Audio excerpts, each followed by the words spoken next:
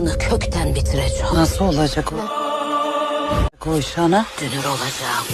Karşısını kendime kaynana diye almam. Ben ölsem bu Zarife kar... Şerif fırtınayı boş. Koçellerle mi başladı işim? Peki de. Sayrım bundan böyle fırtınalarla işim bitti. Oğlumdan ayrı kalmaya alışacağım. Ne? Verme. Anlat onun da aklını al haydi. Koçeri düğünü. Aileni de alıp O düğüne gelecek. Benim vamı verecek. geleceksin. Özellikle o Şerif Fırtına.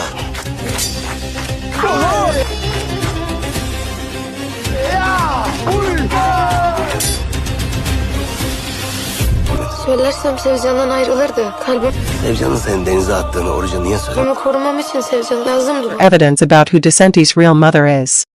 On the other hand, Serhat follows the facts himself without knowing what is going on behind his back.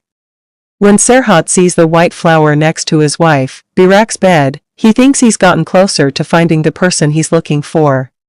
After a short time, he discovers who left this flower. A new episode of the series Gullar v. Gunnar is shown every